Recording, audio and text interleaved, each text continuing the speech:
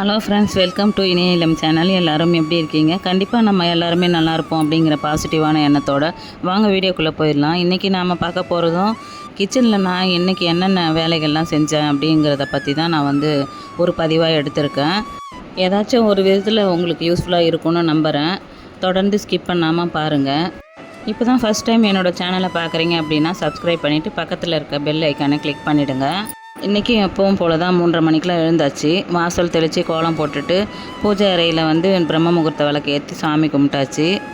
அதுக்கப்புறம் கிச்சனுக்கு வர்றதுக்கு மணி 5 ஆகிடுச்சு. ஒரு காஃபி போட்டு குடிச்சிட்டு கிச்சனில் மற்ற வேலையை பார்க்கலாம் அப்படின்னு செய்ய ஆரம்பிச்சிட்டேன். முதல் நாள் தூங்க போகிறதுக்கு முன்னாடியே மறுநாள் காலையில் என்னென்ன வேலைகள்லாம் செய்யணும் அப்படின்னு யோசித்து ரெடி பண்ணி வச்சுட்டு தான் போய் படுப்பேன். அதே மாதிரி தான் இன்றைக்கும் சில வேலையெல்லாம் பெண்டிங்கில் வச்சுருந்தேன். மோர் மிளகா போட்டிருந்தேன் இல்லைங்களா, அது இன்னும் ஒரு 2 டேஸ் காஞ்ச பிறகு அதுக்கப்புறம் ஏர்டைட் கண்டெய்னரில் ஸ்டோர் பண்ணி வைக்கணும். மிக்ஸி க்ளீன் பண்ணி ரொம்ப நாள் ஆச்சு, அதை க்ளீன் பண்ணணும். ரேஷனில் வாங்கிட்டு வந்த மளிகை பொருட்கள்லாம் அதுக்குன்னு உள்ள பாக்ஸில் கொட்டி வைக்கணும். அரிசி, பருப்பு, சர்க்கரை இது 3மே நான் யூஸ் பண்ணிப்பேன். ஆனால் இந்த பாமாயில் மட்டும் எங்களுக்கு யாருக்குமே ஒத்துக்காது. யாராவது கேட்குறாங்க அப்படின்னா நான் அவங்கள்ட்ட கொடுத்து விட்ருவேன்.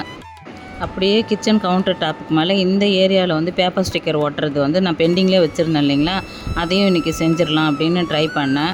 எங்கே ஒட்டுறமோ அந்த இடத்துல இருக்கிற எல்லா பொருளையுமே எட்டை எடுத்து வச்சுட்டு அதுக்கப்புறம் க்ளீன் பண்ணேன். விம் வச்சு ஃபஸ்ட்டு தேய்ச்சி விட்டுட்டேன். அதுக்கப்புறம் ட்ரை கிளாத் வச்சு தொடச்சிட்டேன் சுத்தமாக. அப்போ தான் ஸ்ட்ராங்காக ஸ்டிக் ஆகும். அதனால் மிக்ஸி இருக்கிறதுனால அடிக்கடி அரைக்கிறப்ப அந்த இடத்துல கரையாக இருக்கும். எப்போவுமே சுத்தம் பண்ணிவிடுவேன். அதே மாதிரி தான் இன்றைக்கும் லைட்டாக சுத்தம் பண்ணியாச்சு. இந்த மார்பிள் டிசைன் பார்க்குறதுக்கு நல்லா இல்லை அப்படின்னா கூட நம்மளுக்கு க்ளீன் பண்ணுறது ரொம்ப ஈஸி தான். ஆனால் எனக்கு அது பார்க்க நல்லா இல்லை, எவ்வளோ தான் க்ளீன் பண்ணாலும் ஒரு அழகாக இல்லை அப்படின்னு தான் நான் இந்த ஸ்டிக்கரே வாங்கினேன். அந்த ஸ்டிக்கரை ஒட்டின பிறகு பார்க்குறப்ப எனக்கு அவ்வளோ ஹாப்பியாக இருந்தது. பார்க்குறதுக்கு கிச்சனில் வேலை செய்யணும் அப்படிங்கிறதுக்கும் நம்மளுக்கு ஒரு இன்ட்ரெஸ்ட் வரும். நான் ஃபஸ்ட்டு சேனல் ஆரம்பித்தப்போ எடுத்தது தான் இந்த செல்ஃபி ஸ்டிக்கு. அது ஸ்டாண்ட் உடஞ்சிருச்சு. அதை தான் இந்த மாதிரி ஒரு கண்டெய்னரில் அரிசி ஃபில் பண்ணி, ரேஷன் அரிசி தான் அதில் தான் நான் வச்சுட்டு லைவே போடுவேன் கிச்சனில். ரொம்ப ஈஸியாக இருக்கும் எனக்கு. ஸ்டாண்டை வச்சு போட்டோம்னா அது நிறைய ஸ்பேஸ் நம்மளுக்கு இருக்காது. இந்த ஸ்டாண்டில் தான் செல்லை செட் பண்ணி வச்சுட்டு உப்பு ஜாடிக்கு பக்கத்தில் வச்சுடுவேன். நம்மளுக்கு எந்த பக்கம் திருப்பி விடணுமோ அழகாக ஈஸியாக திருப்பி விட்டுக்கலாம். மெசேஜும் நான் படிச்சுப்பேன். இந்த செல்ஃபி ஸ்டிக்கு நான் ஆன்லைனில் தான் வாங்கியிருந்தேன். 250 ரூபா தான் அப்போதைக்கு. நிறைய செலவு பண்ண வேண்டாம் அப்படின்னு. விவோ செல்லு தான் வச்சுருந்தேன். இப்போ தான் நான் செல்லு மாற்றிட்டேன்.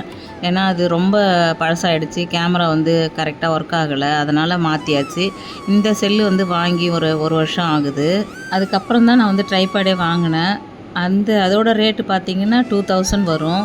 டிஜிடெக் தான் அந்த கம்பெனி பேர். நல்லாவே யூஸ்ஃபுல்லாக இருக்குது. வீடியோ பார்க்குற எல்லாருமே கேட்பாங்க, யார் வீடியோ எடுக்கிறது அப்படின்னு கேட்பாங்க. நான் அந்த ஸ்டாண்டில் வச்சுட்டு தான் நான் வீடியோலாம் எடுக்கிறேன். அதுக்கப்புறம் இந்த சின்ன ட்ரைபேடில் தான் நான் கிச்சனில் எடுக்கிறதெல்லாம் சிலதெல்லாம் இதை வச்சுலாம் நான் எடுப்பேன். இது 2 மட்டும்தான் இப்போதைக்கு யூஸ் பண்ணிகிட்ருக்கேன். யாரெல்லாம் சேனல் வச்சுருக்கீங்களோ இல்லை புதுசாக ஆரம்பிக்கிறீங்களோ கண்டிப்பாக ஃபஸ்ட்டு இந்த செல்ஃபி ஸ்டிக் வாங்கி வீடியோ எடுங்க போதும். அதுக்கப்புறம் கொஞ்சம் சேனல் க்ரோத் ஆன பிறகு, மானிட்டைஸ் ஆன பிறகு ட்ரைபேட் வாங்கிக்கலாம். ஒன்று நம்ம நமக்கு தேவையான பொருட்களை வாங்கி நம்ம வீடியோ எடுக்கலாம். ஆரம்பத்தில் நிறைய செலவு பண்ண வேணாம். போன முறை இந்த பேப்பர் ஸ்டிக்கர் ஒட்டுறது தான் நம்ம கஷ்டப்பட்டுட்டோம். சரி 3 பார்ட்டாக நம்ம கட் பண்ணி வச்சுட்டு அதுக்கப்புறம் நம்ம ஸ்டிக் பண்ணலாம் அப்படின்னு பார்த்தா அதுவுமே கஷ்டமாக தான் இருந்தது. ஏன்னா ரொம்ப தின்னாக இருந்துச்சு அந்த ஸ்டிக்கர். ஒரு கார்னரில் நம்ம பிரிச்சுட்டு மறு கார்னரில் பிரிக்கிறதுக்குள்ளே இது போய்ட்டு அந்த பேப்பர்லேயே போய் ஒட்டிக்குது. ரொம்ப பிரிக்கிறது கஷ்டமாக இருந்தது. இதுக்கு நிச்சயமாக 2 பேர் வேணும். இருந்தால் தான் நம்மளுக்கு ஏர் பபிள்ஸ் லாக் ஆகாமல் ஒட்ட முடியும். பரவாயில்ல, நான் செய்கிறதே தேவையில்லாத வேலை தான் அப்படின்னு எங்கள் வீட்டில் திட்டிகிட்டு இருக்காங்க. நான் போய் யாரை ஹெல்ப்புக்கு கூப்பிட்றது? என்ன ஆனாலும் பரவாயில்ல, நம்ம தான் ஒட்டணும் அப்படின்னு சொல்லிட்டு அரைக்குறையாக தான் இருந்துச்சு. ஃபினிஷிங்கெல்லாம் வரல. ஆனால் பார்க்குறதுக்கு தெரியல. அங்கங்கே பிச்சு தான் விட்டுட்டேன். அது பிரிக்கிற இடத்துல ஹோல்ஸ்லாம் விழுந்தது. அந்த இடத்துல மறுபடியும் மீதி இருந்த பேப்பர் ஸ்டிக்கரை வச்சு அட்ஜஸ்ட் பண்ணி கட் பண்ணி ஒட்டி விட்டுட்டேன். டிசைன் பெருசாக ஒன்றும் நம்மளுக்கு சேஞ்ச் ஆகலை. ஃபினிஷிங் நல்லாவே வந்திருந்தது. எப்படியோ கஷ்டப்பட்டு ஒட்டிட்டேன். அந்த வேலையை ஃபினிஷ் பண்ணியாச்சு. அவ்வளோதான், பேப்பர் ஸ்டிக்கர் தீர்ந்து போச்சு. 2 ரோல் தான் வாங்கியிருந்தேன். ஃபுல்லாக யூஸ் பண்ணிட்டேன். எங்கள் வீட்டில் வந்து 4 பேர் இருக்கிறதுனால 2 கிலோ சர்க்கரை தான் வந்து மாதம் மாதம் எங்களுக்கு வந்து கிடைக்கும். அதை வந்து இந்த கண்டெய்னரில் கொட்டி வச்சுட்டேன். இனிமேல் வெயில் நாளுங்கிறதுனால எறும்பு வந்து அதிகமாக வரும். அதுக்காக ஒரு காஞ்ச மிளகாவை லைட்டாக கட் பண்ணிவிட்டு அதில் போட்டு விட்டுட்டேன். அந்த நெடிக்கு வந்து எறும்பு வராமல் இருக்கும்னு. எங்கள் வீட்டில் அதிகமாக காஃபி குடிக்கிறது நான் தான். அதுவும் நாட்டு சர்க்கரை, பனங்கல்கண்டு இருக்கும். ஆனால் இந்த ஒயிட் சுகர் போட்டு குடித்தா தான் எனக்கு காஃபி குடித்த மாதிரி இருக்கும். திட்டிகிட்டே இருப்பாங்க, நிறைய சர்க்கரை சாப்பிட்றீங்க அப்படின்னு.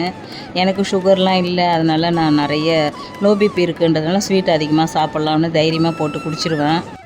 அது இன்னும் இந்த ரேஷனில் போடுற துவரம் பருப்பு மட்டும் எனக்கு பிடிக்கவே பிடிக்காது. வேறு வழி இல்லை, கம்மியாக தான் வாங்குவேன். அதனால் அதை பருப்பு தோசைக்கு ஊற வைக்கிறதுல வந்து இதை வந்து கலந்து ஊற வச்சுடுவேன். இந்த மாதிரி குட்டி குட்டி பையில் வந்து தேடுறது ரொம்ப கஷ்டம்னு வாங்கிட்டு வந்த உடனே அதை மடித்து நான் பத்திரமா தான் எடுத்து வைப்பேன். அப்போவும் எப்படி காணாமல் போகுன்னே தெரியாது. அந்த நேரத்துக்கு பரபரப்பாக தேடி தான் எடுத்துகிட்டு போகிற மாதிரி இருக்கும். எல்லாத்தையுமே எடுத்து கொட்டி வச்சுட்டேன். அதுக்கப்புறம் பாமாயில் வந்து தனியாக எடுத்து வச்சுட்டேன். யாராவது கேட்டால் கொடுத்துடலாம் அப்படின்னு. சில பேர் காசு கொடுப்பாங்க, சில பேர் கொடுக்க மாட்டாங்க. நான் அதை பெருசாக கேட்டுக்கிட்டுலாம் இருக்க மாட்டேன். சரி, எதுக்காவது அவங்க யூஸ் பண்ணிக்கட்டும் அப்படின்னு சொல்லி விட்டுடுவேன். மளிகை எல்லாம் கொட்டி வச்சுட்டு அதுக்கப்புறம் அந்த இடத்த சுத்தமாக தொடச்சி விட்டுட்டேன். நேற்று நைட்டே வந்து கம்பு வந்து ஊற வச்சுருந்தேன், கம்பங்கூழ் சமைக்கிறதுக்கு.